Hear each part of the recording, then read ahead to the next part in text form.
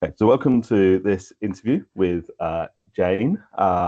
Extremely honoured to be sat here today talking to Jayne, who is the founder of Amy and Friends and now the author of The Small Things, which is going to be launched on 25th of November 2025. This is an amazing story. It tells you about the journey. There's memoirs, there's medical insights in this book, and it is quite a read. So without further ado, Jayne, if you could introduce yourself, please, to the... Hi, everybody. My name's Jayne Hughes, and I founded Amy and Friends, support group and registered charity for children and families who have DNA repair disorders. And a BEM? Oh, and a BAM. I was on the New Year's Honours list last year and got the British Empire Medal on the 5th anniversary of the death of Amy. So it was a really poignant moment to receive it on that day. And an author. Oh, and an author. Yeah. I've wanted to be an author for a long time now. I started, stopped, but you guys have really helped me. So thank you. Congratulations. So please tell me about this book. So it's a very meaningful book. It tells the story of the journey of Amy and myself and our family. Amy was born with a rare genetic disorder, and it was trying to find out what Amy's diagnosis was and try and help her in any possible way that we could. And I always thought that if Amy died, I didn't want to look back and think, could I have done any more? I know I couldn't have done any more. So that rests easy with me. And then once we knew that there was other children, all across the world, we wanted to help them and make sure they weren't as isolated as we were, but also to inform the medical people, scientists, what a difficult journey this is.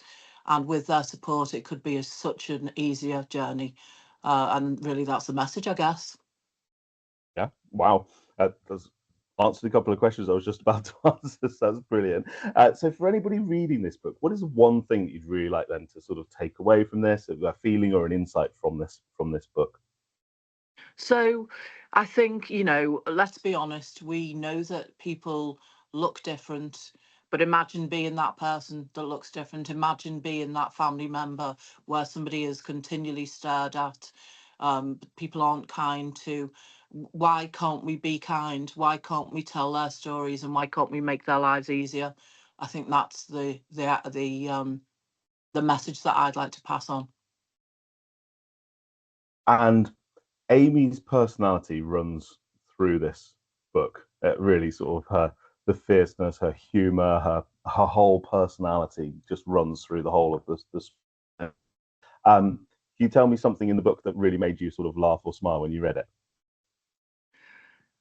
I think there's two things. So yeah, she was hilarious, and she had cracking timing. It was timing was spot on, and I think one of the things was when she wasn't expecting a medical person to jump on top of her on a hospital bed, and when they did and straddled her when she blurted out, "Get off me, you perv," is quite funny.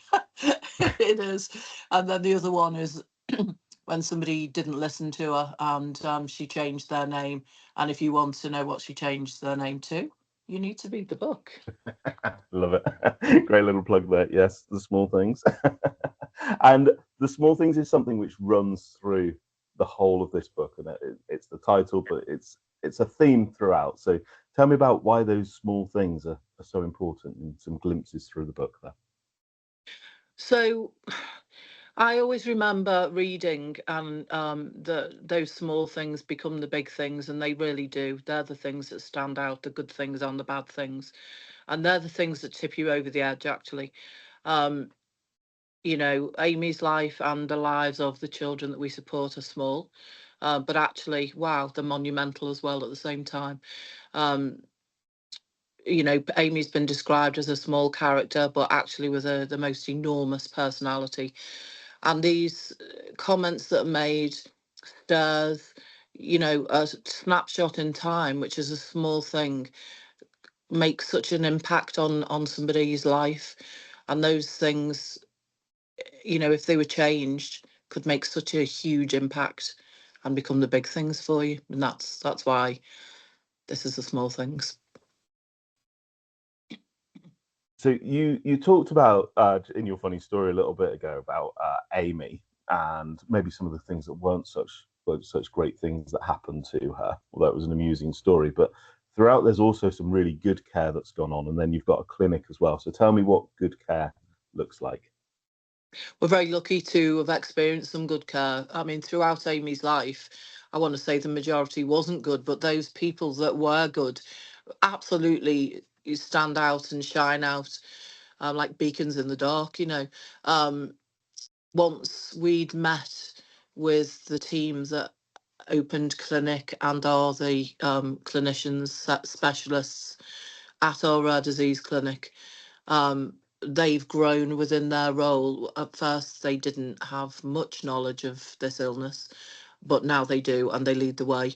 And it's just so relaxed. That the people genuinely care for you. They genuinely care for your child. Nothing is too much trouble. They're at the end of the phone constantly. You can ask them anything at all, and they're on it straight away. And that's what good care looks like. Somebody who actually listens to you and then responds. And you're the founder of Amy and Friends, and this book is all about Amy. Can you tell me a little bit about Amy and Friends and the work they do? Yeah. So Amy and Friends was founded in 2007 after I'd had to take Amy on a journey to America to try and get a diagnosis. And while I was there, the doctors said that, there'll be children with this all across the world. And there was no support group in the UK or Europe. There is a support group in the States. So I decided that I would come back to the UK and try and find as many families as possible, because that feeling of isolation is horrendous. And Amy and Friends was founded, as I say, in 2007. So fast forward, we're going into our 20th year now. And we have a conference once a year. To begin with, there was about 7 families there. This year, there was over 400 people.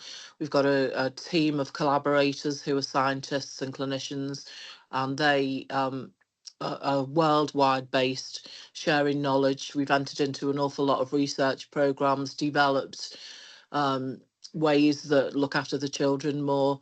The specialists at clinic have written some downloadable leaflets for people that can access on our website, and also can share information across the world with their local teams too. We provide respite for families. We take siblings camping once a year and take them on outings. We have a dad's group online.